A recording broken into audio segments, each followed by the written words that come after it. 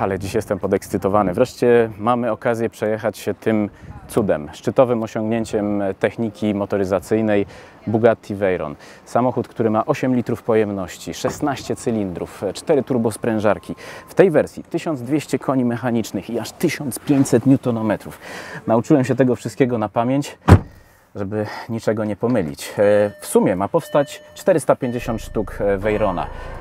I wyobraźcie sobie, że ten samochód nie jest najbardziej ekskluzywnym pojazdem, jaki produkuje koncern Volkswagen.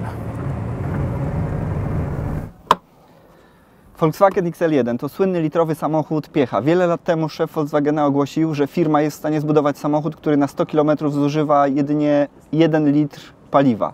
I to jest właśnie to auto. Do sprzedaży trafi jedynie 200 sztuk tego samochodu i cała porcja przewidziana na rynek niemiecki jest już wyprzedana.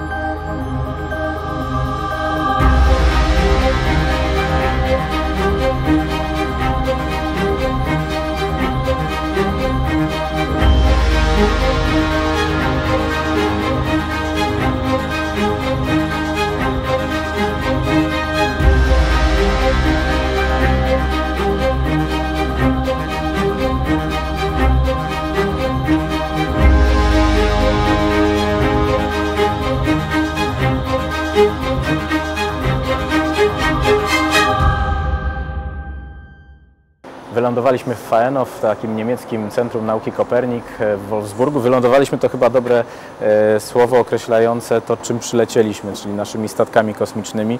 Te auta wyglądają dość niecodziennie. Ten samochód idealnie pasuje do tego miejsca, bo jest to wyjątkowe auto. Całe zbudowane jest z włókna węglowego, ma tylko niewielkie wstawki aluminiowe.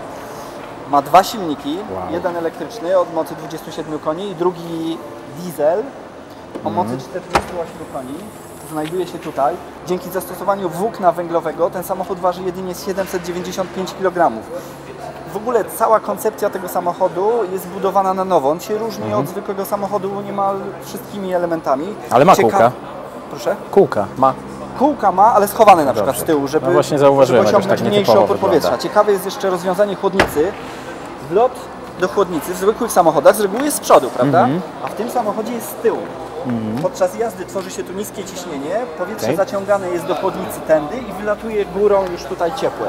Po prostu ten samochód ile masz chłodnic? Jeszcze raz? Ile masz? No jedną, ale ciekawie schowaną. Okej, no to super. Bardzo fascynujące. Ja mam tutaj 10 chłodnic i wcale nie muszę podnosić żadnej pokrywy. Z czego to? Włókno węglowe, tak? Żeby pokazać Ci silnik. Zobacz, 16 cylindrów, 4 turbosprężarki i 1200 koni mechanicznych, więc powiem tak, no niespecjalnie mi to imponuje, ale powiem Ci jeszcze jedną rzecz. Opony, które są w moim samochodzie, kosztują 25 000 euro za komplet i to jest prawdopodobnie powód, dla którego nigdy nie widzieliśmy Veyrona jadącego bokiem po suchym, przyczepnym asfalcie. I chyba dzisiaj też nie zobaczymy. Ale możemy się przejechać. Volkswagen XL1 jest innowacyjny niemal pod każdym względem. Na przykład zamiast lusterek bocznych ma po dwóch stronach samochodu umieszczone kamery. Między innymi dlatego był problem z homologacją tego samochodu w Polsce, ale już się z tym uporano i od zeszłego piątku można ten samochód zarejestrować w naszym kraju.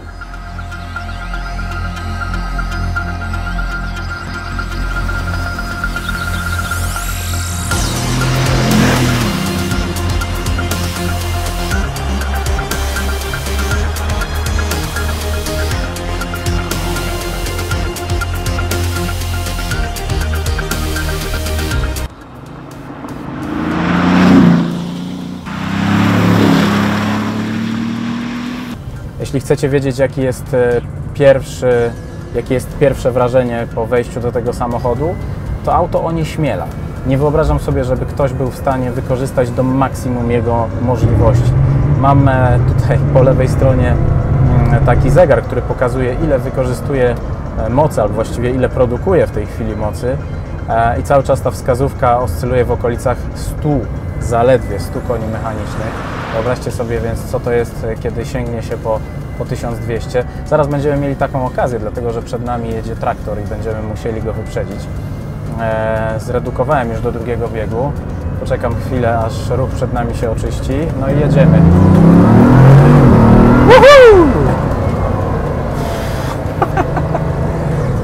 To jest samochód na polskie drogi, pełne tirów, traktorów i różnych drogowych niespodzianek, które mogą wyskoczyć w każdej chwili i które trzeba wyprzedzić w ułamku sekundy. Jadę dopiero na trzecim biegu, a jest ich 7.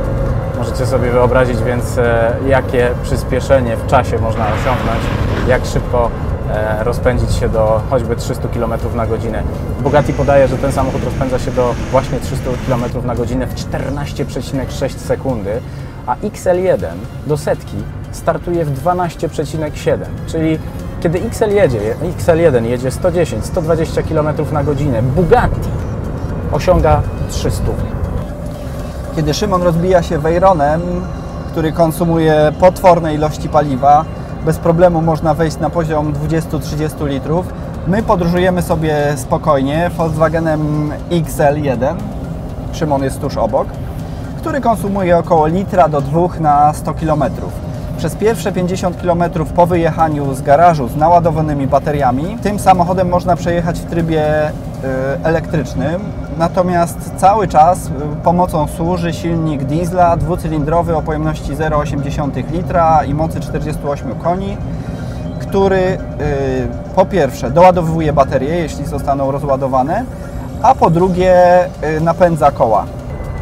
Samochód, który waży właściwie 2 tony, ale napakowany jest technologią, napakowany jest tą niesamowitą mechaniczną siłą pochodzącą z wielkiego silnika napędzającego 4 koła przez 7-biegową, dwusprzęgłową skrzynię biegów. Samochód, który do niedawna jeszcze był takim wyznacznikiem i luksusu, i prędkości, i niesamowitej ceny. W tej chwili, aby stać się właścicielem takiego auta, nowego auta, trzeba wydać 2 miliony euro plus akcyza, no to daje jakieś 10 milionów złotych. W tym samochodzie rzeczywiście czuje się niską masę.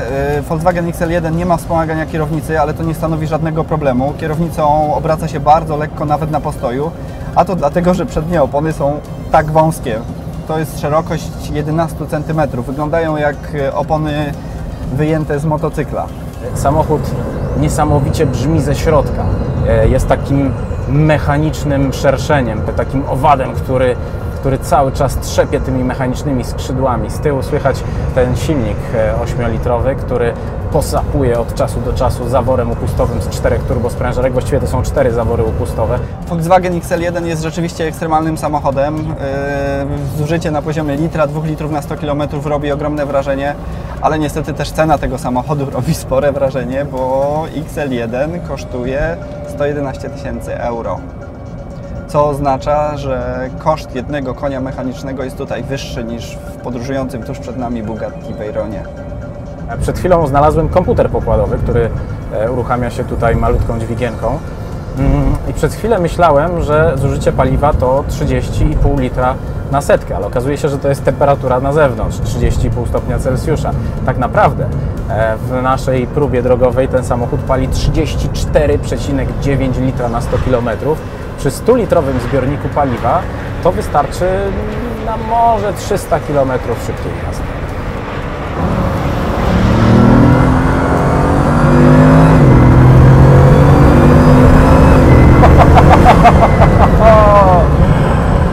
Ale przyspieszenie.